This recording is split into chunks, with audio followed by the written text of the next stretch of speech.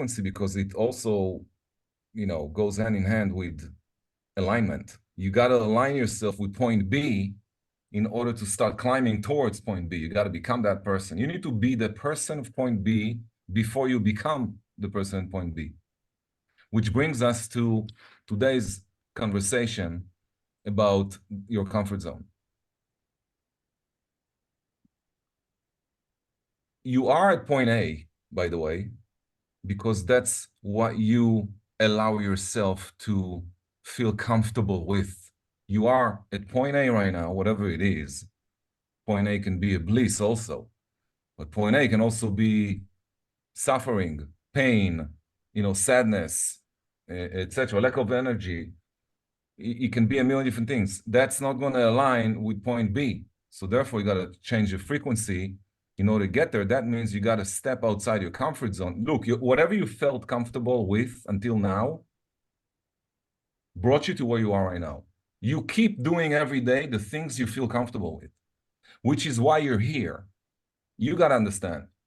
If you want to go to point B, you need to start doing things that make you feel uncomfortable, weird, make you feel like it's not you. Because when you say to someone, you're saying it to yourself as well, I am who I am. If you don't like it, here's the door. You say it to yourself every single time. You convince yourself that you are X. And by the way, we can also relate to the disc profile when we speak about it. You can say, oh, well, Ran, I'm amiable and I'm not really into prospecting and cold calling and door knocking and doing the aggressive stuff of the driver. Or the driver can say, well, I'm not really into building relationships with my customers. It's not really what I'm about. I just like to call and, just do what needs to be done, get it done. Everyone is in their box. And point B, if it's something like, look, I don't think that you should, if you're making 100,000 and your goal is to make 150 this coming year, it's not much of a big difference in behaviors that you need to take on yourself in order to get there. But if you want to go from 100,000 to 500, you need to take some serious changes. You need to make some serious changes in what's happening in your business and in your personal life, in yourself. You got to make some serious commitments in order to go from point A to point B. Now, if point A is 100 and point B is 150, we're not going to talk much about your personality. We're not going to talk too much about your comfort zone. I'm just going to give you some, to-do list. Go do more of this, do more of that, you'll get to 150. It's not really a big deal, 1 to 150. It's also not such a big deal to go from 100 to 200,000. Because in the majority of markets, say if your average commission is $10,000 a deal, we're talking going from 10 deals to 20 deals. Not really a big difference. So, if your comfort zone, I don't know where you are with your income, So wherever it is that you are right now, where do you want to go? I always say, shoot for the moon. Shoot for the moon. Don't go like from 100, 150. Let me ask you a question. If you made 100,000 last year, is 150 making you overly excited? Not really. So what makes you what makes you like so excited you can't sleep at night? Imagining that you're there. What is that? What is point B is got to be so exciting. Point B has got to be such a big goal, you're shooting for the moon type of, goal settings. And we're not talking about small stuff, we're talking big. For example, you've been doing 250 for the last couple of years, 200, 250, 275, 190, this kind of income. And you say, Ron, I want to go to $1 million. I want to do $1 million a year in income.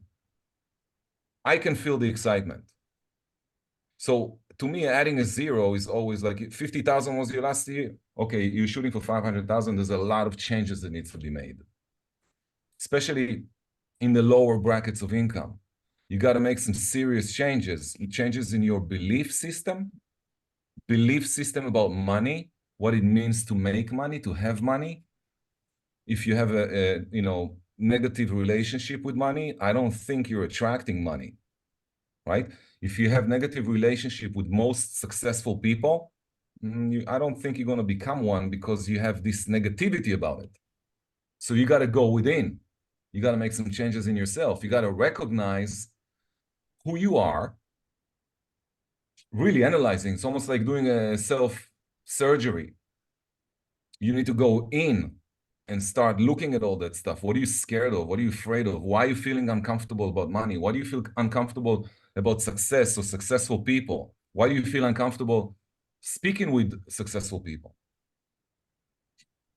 I know a lot of agents that feel comfortable in their, I'll give you another comfort zone example that a lot of agents have. As a matter of fact, I think most agents will have this problem. It is a problem. It's a challenge that needs to be resolved, but for most people, it's a problem. If an agent feels comfortable in a $300,000, 350, 400, 500,000 price range, and all of a sudden they need to go and do a listing presentation for 2.7 million, they won't be able to do that. They would feel uncomfortable going there. Someone who did 100 presentations at $300,000 price range, if they need to go right now and do a $1.9 million presentation for a house $1.9 million, they will feel uncomfortable because it's outside of the comfort zone. And then you need to ask yourself, why am I scared to go after another zero? If I'm listing a house for 350, what's the difference between 350 and 3.5 mil? There's a lot of stuff that changes, yes. Obviously, you need to learn the market, you need to understand the buyers, you need to know who is the ideal buyer, etc. There's got a lot of stuff. But I'm not talking about this stuff, I'm talking about your mindset, about what you feel comfortable with. Where is your comfort zone? Do you take listings at 1.5 and also at 350?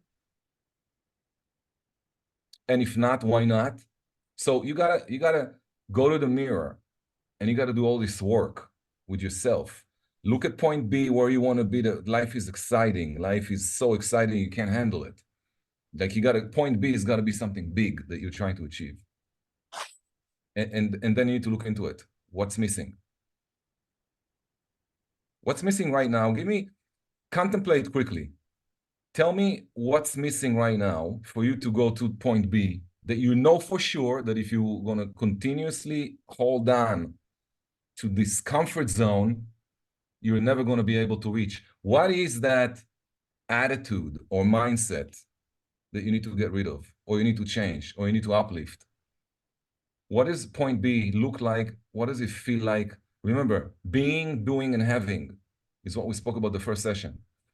Point B, you need to visualize your state of being. How do you feel to be at point B? What does it feel like to wake up in the morning and living in this kind of a house and living in this different place and, everything else? You don't need to be materialistic. It can also be spiritual. It can be, you name it, right? But it needs to be exciting. If it's not exciting, you're not going to do much. Trust me. You will find all the reasons in the world to stay in your comfort zone. The reason you're not making enough phone calls in your business is because you're in a comfort zone.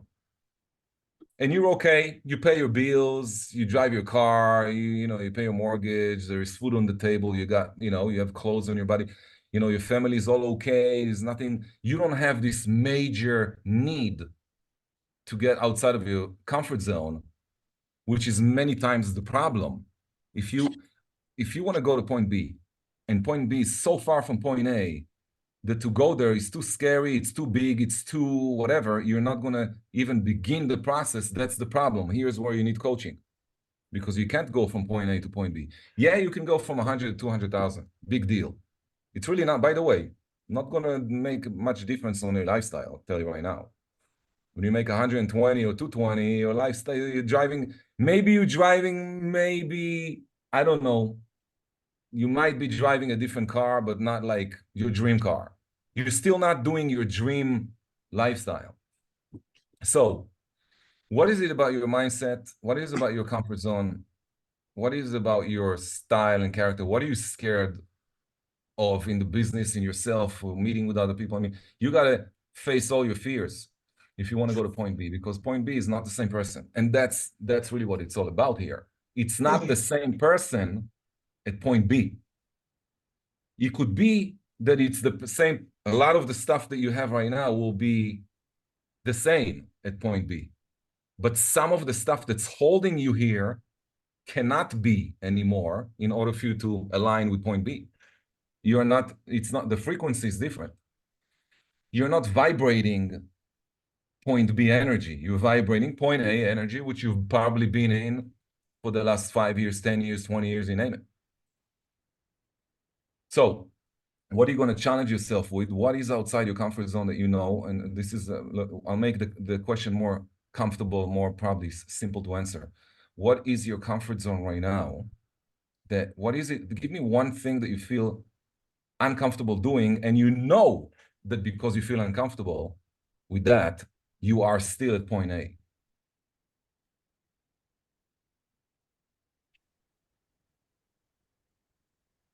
To me, it's still been I'm making phone calls. Okay. Feeling uncomfortable calling people? I still do it, but it's still like, especially calling for sale by owners. Okay. And I am not consistent at doing it. I'll do it for 2 or 3 weeks, and I don't follow up. Yes. Sean? Yes. What Yes. you got?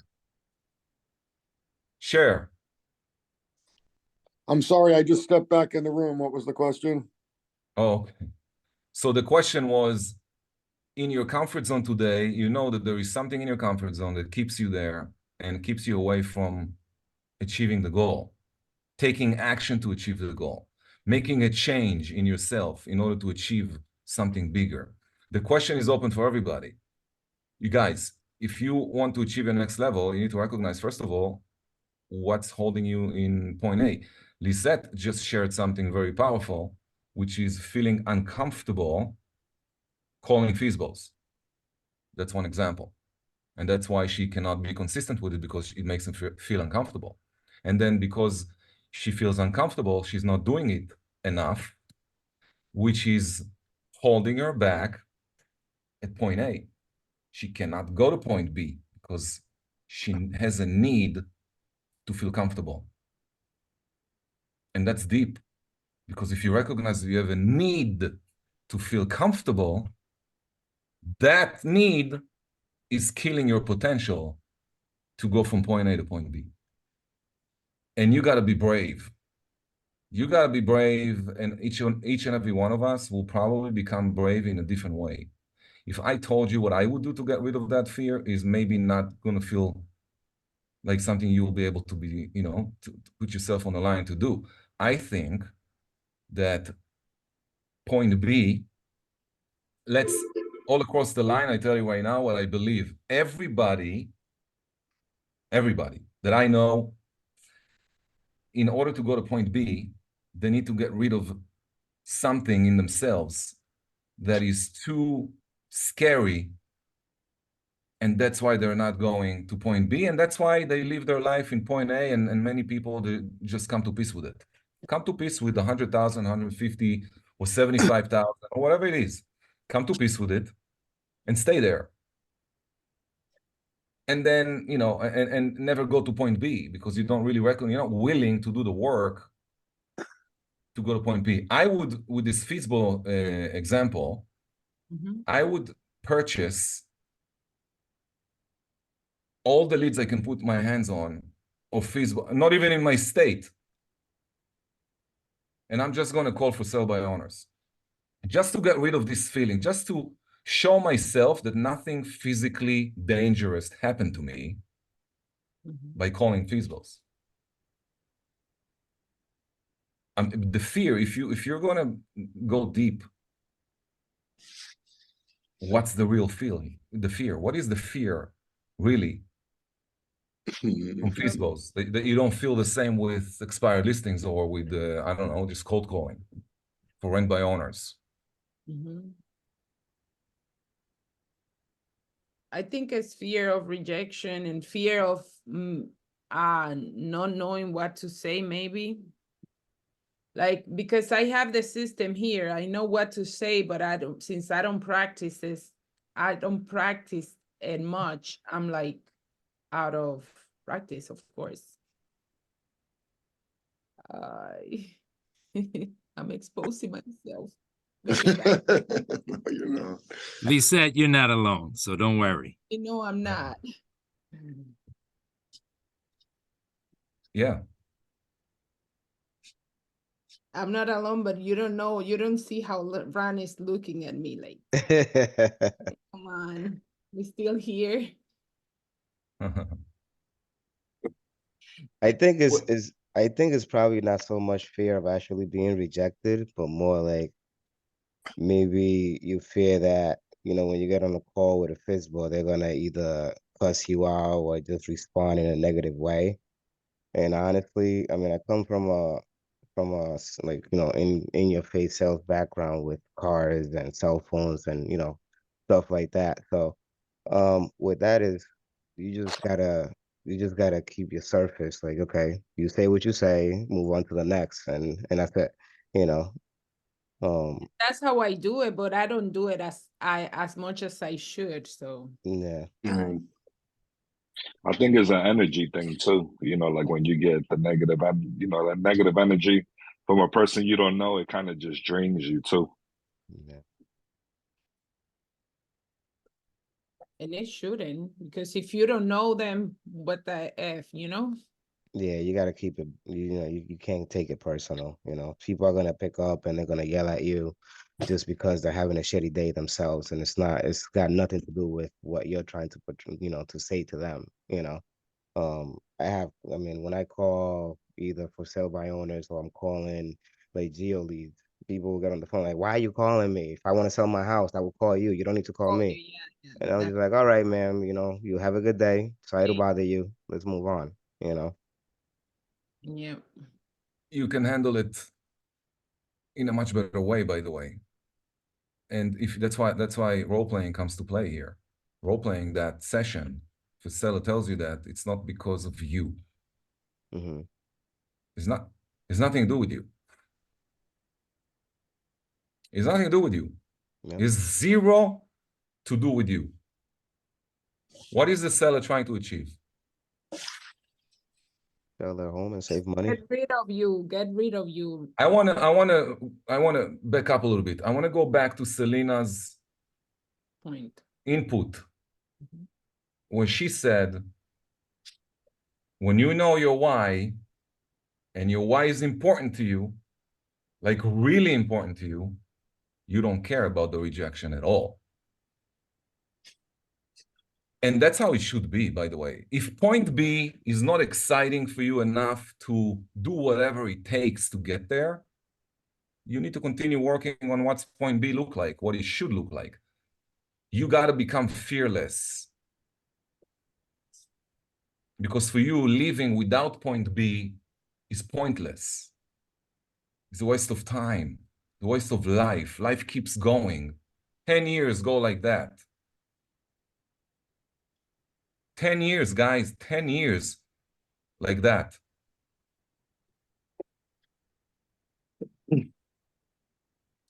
So is it worth it for me to feel uncomfortable calling whichever lead source? I'm hungry for point B. I gotta be at point. I cannot live at point A. I gotta go to point B.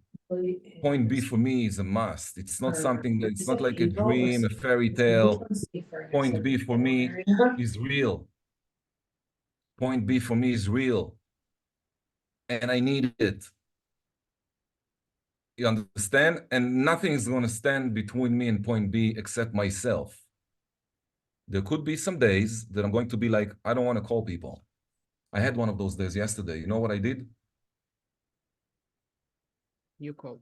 You call I people. called people. I called people. Like the fact that I caught myself not wanting to call people is why I called people yesterday. I didn't call yesterday to get listings and to do this. I called because I felt inside of me laziness about calling.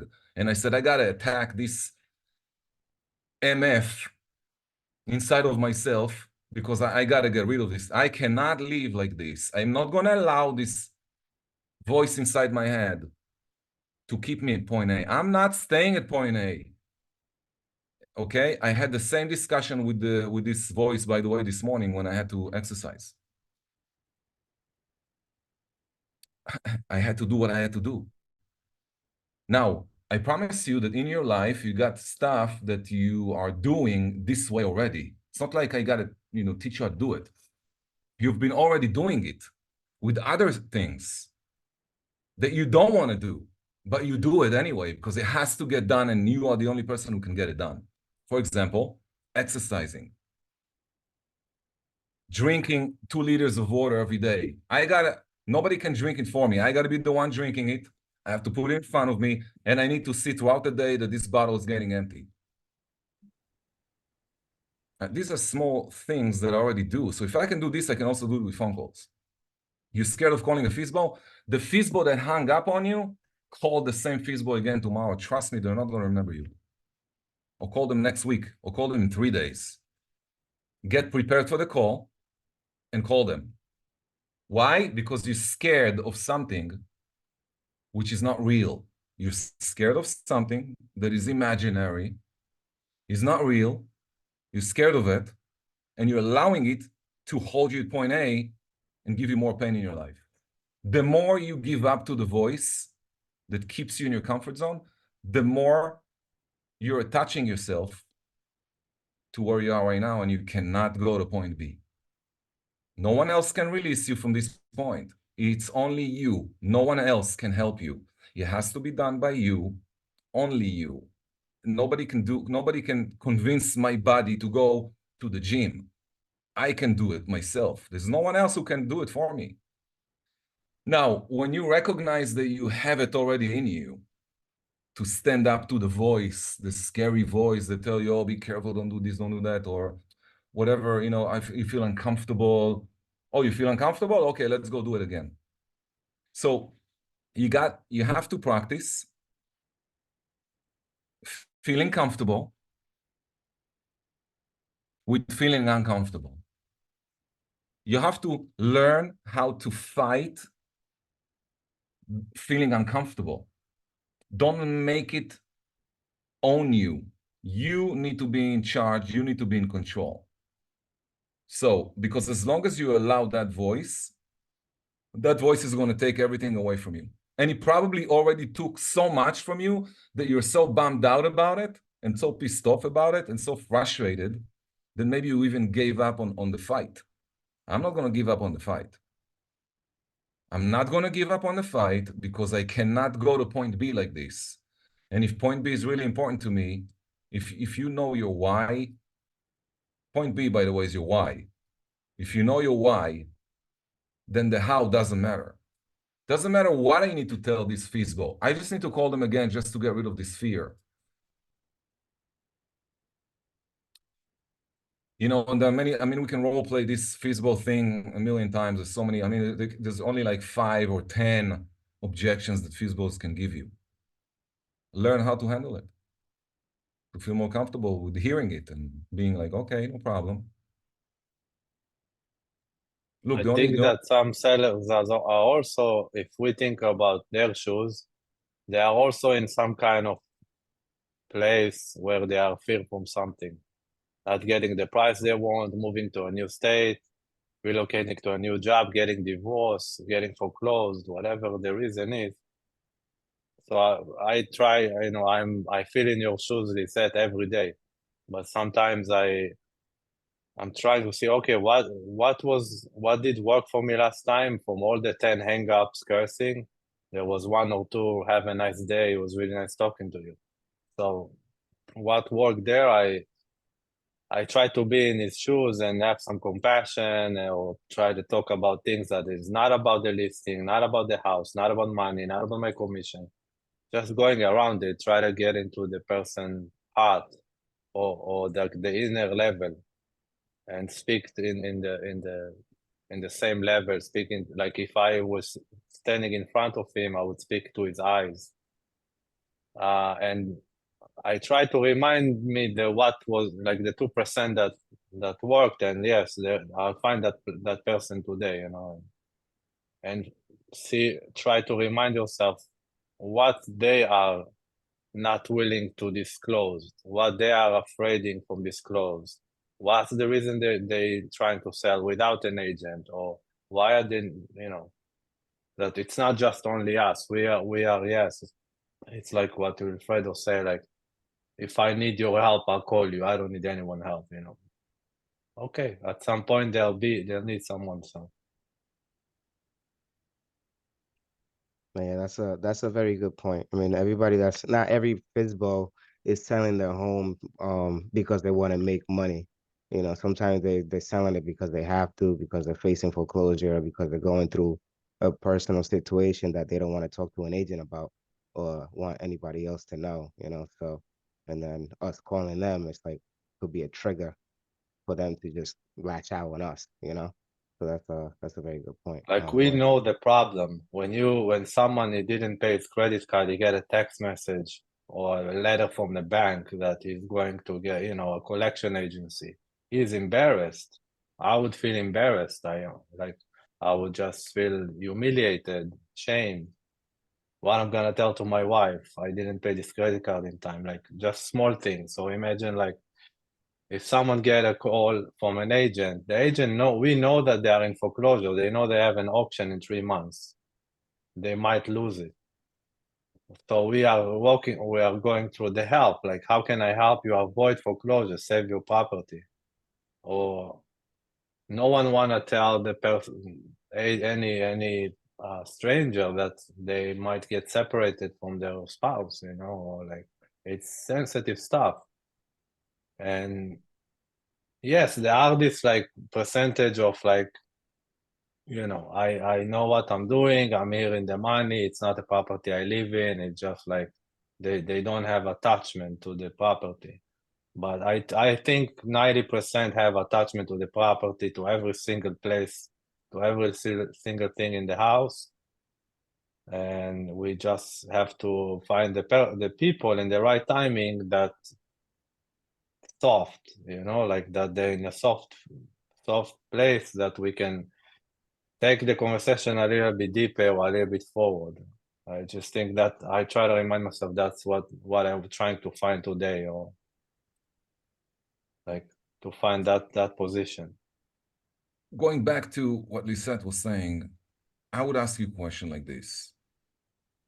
If someone you really love, God forbid, if someone you really love in your life right now, one of the closest people to you, needed to go through a surgery, God forbid, and they need $50,000 and you don't have this money, and I give you 100 for sale by owner, names, phone numbers, addresses to call right now, would you go through the entire list all the way to, would you call 100 people to get the 50,000 to make sure that the person you love can pay for the surgery, yes or no? Yes, Are you sure? I'm positive. Okay, now you need to ask yourself the question, why am I willing to do that and I'm not willing to do that for my point B? Maybe your point B is just a la-la land, you're not very serious about it. That's why I'm saying you're not serious about your goals. If you were serious about your goals, you would have achieved those goals already. For how many years you say, I want this, and this year I'm going to do it, this year I'm going to, then you know, every little tiny detail on the way is completely shifting you from, you know, going on this street to the other street. All of a sudden you make a turn. Let me go back to flipping. Let me go back to listing. Let me go back to this way. You know, let me sell cars. You keep jumping around and you're not willing to stand still and say, let me face the fear right now.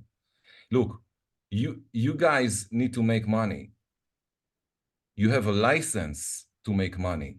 When you get your license as a real estate agent, you have a license to make money. That's what it's for. You got the license to make money. If you're not making money, there is a problem. And part of the problem from going from point A to point B is that you have all these baggages of stuff that you keep holding on to. You don't want to feel uncomfortable. Therefore, you're not calling FISBOs. But if someone in your family had to go through surgery, God forbid, and you needed the money, you will do whatever it takes to go get this money, and you will make those phone calls. Why aren't you making these phone calls right now? Why aren't you doing whatever it takes to achieve your success? You got to see it. You got to come to peace with this thing and just like go and do it. Get it done. Why? Because I tell you why. You should be doing this stuff right now as homework, and between now and next Tuesday, go get uncomfortable.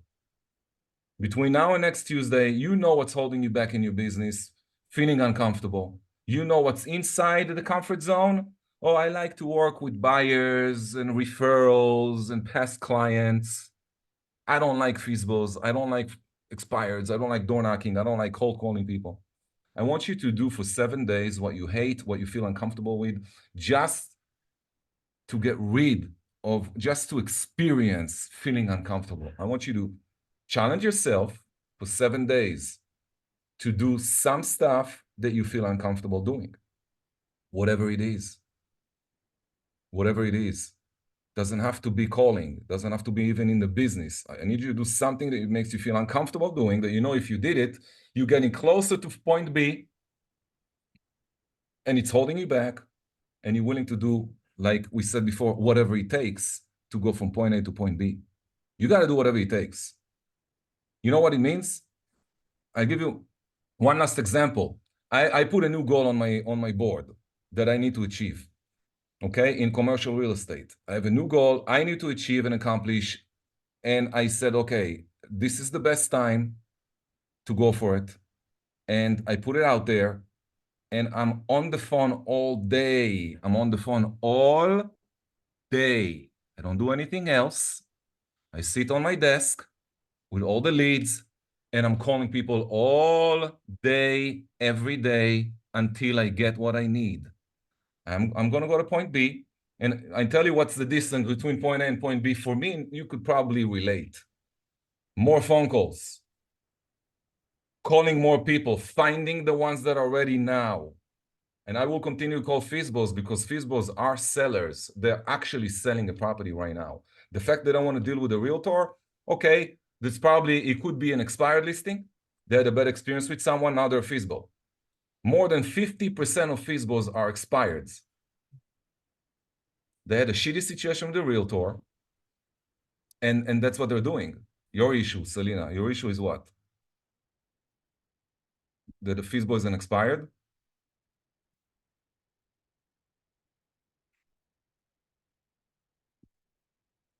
You got to make phone calls. Get on, Selena. Sorry, I was trying to get out of the message. Sorry. So yeah, my issue is what you were saying. Like you are blocking your day to do whatever you have to do until you reach what you want, right? There's nothing else for me to do. So that's my issue. My issue is blocking my day and sitting down the whole entire day doing something to get from point A to point B. I cannot do that. That's my biggest struggle. But you need to know what it is that you need to do to go to point B. And then just do that all day, all day, all day. Look, take the realtor head off. Okay? Many people tell me I got involved in real estate because I love properties and I love homes and I love to show properties and do open houses. No, Okay, no, that's I already not my know. case. Listen, you're not a realtor. You're a telemarketer. That's who you are. You're a telemarketer, but you're calling property owners for sell by owner, for rent by owner, investors, land, distressed properties, whatever. I'm just going to call people all day long. Look, Selena, or I call people all day long, or I door knock all day. Well, when I say all day, I'm talking all day. That's my job. I go out in the morning at 8 o'clock. I take with me 2,000 flyers, postcards, whatever, and I go door knocking until I cannot walk anymore. Okay, which will probably be sometime 10 hours after, because I can walk for 10 hours. I will walk for 10 hours until I'm exhausted. And by the way, feeling exhausted at the end of the day is a good sign. And you're going to go to sleep early and wake up at 5 a.m. like you should. And then at 8 o'clock, you're door knocking. And then again, 8 o'clock for 10 hours, you go home, you're exhausted. And then the following day, you go again, 10 hours, you're door knocking. And then you go again. And you do that, and you do it, and you do it, and you do it, and you do it, and you do it, and you do it. Continuously, non-stop. The only time you stop is when you have a listing appointment. That's it. The only time you stop is when you have a listing appointment. So I call people all day. I call all day, calling this one, the other one. This one tells me, oh, the neighbor next door told me she might want to say, oh, really? Do you have her email address maybe by any chance, or a phone number? Oh, yeah, I have a phone number. Okay, great. Let me take that. I take the phone number. I call the neighbor. Hey, I just got your phone number from Johnny Smith next door. He told me you might want to sell your property. I just want you to know I can get you the buyer as soon as possible. So if you're thinking about selling, please don't hesitate to call me. I'm here to help. By the way, I'll be in your neighborhood next week, so maybe I'll come by to say hi. Boom, door knocking. Phone calls, door knocking. Phone calls, door knocking. Phone calls, door knocking. Phone calls, door knocking. That's my job. If people ask me, what do you do for a living? I call people and I door knock. Which industry? Who cares which industry? In the industry that pays me the most, that's the industry. The industry will pay me the most. I can get 5% into my bank account of every single house that I work with. Every house I sell, I can take 5% of that, the value of that house, and put it in my bank account. You have a license to make money. If you're not making enough phone calls, it's because you're a child. You treat yourself like a 5-year-old. You keep treating yourself like a 5-year-old, scared of what Fizbos are going to say. That's a behavior of a child. You need to snap out of it and become an adult and go out there and kill it. Go get the money that is out there for you. It's waiting for you. There's no need for you to act like a baby. You're not a baby anymore. So stop treating yourself like a baby. Start to feel uncomfortable every day, because I tell you something, if you do it for 1 week, you're not uncomfortable with that anymore. If you keep calling Fizbos every day, calling Fizbos, only Fizbos, every day, 2 weeks, 3 weeks from now, 1 month, you don't feel uncomfortable calling Fizbos anymore. You will reach a point where it's not uncomfortable anymore. You can take the rejection. It's not a problem. Not a problem. You want to get to that point as soon as possible. The sooner you get there, the faster you're reaching your point B. Stop behaving like a baby. And that's why the seller is treating you like a baby. If you can sustain a conversation with a Fizbo, you graduate. Now you put the seller at a different position. Sellers want to know that you can handle their objections. If they reject you and you fold, they know you're the wrong agent for the job. You need to be firm. It's not about what you say. It's about how you say it. It's about your attitude. It's about the fact that you're willing to call them tomorrow and the following day and visit the open house and talk to them and shake their hand and give them some stuff for free, some marketing for free, whatever. You do whatever it takes. And that's the story here. You got to do whatever it takes, because if you're not doing it, some other agent's going to do it. Somebody's going to get that listing. I mean, very few homes are selling by owner. 2%. 3%. Not a big percentage. All right. Today's session was about getting outside of your comfort zone so that you can go from point A to point B. If you recognize that you're falling into a comfort zone, maybe point B is not important enough. You got to look at point B and rethink it and rewrite the goals. You got to feel excited about the goals. Because if your why is strong, the how doesn't matter. You do whatever it takes. And remember, your job as a real estate agent is not selling homes. Your job as a real estate agent is to call people, shake their hands, look in their eyes, and talk to them face to face. That's the job. And everything else is just gravy.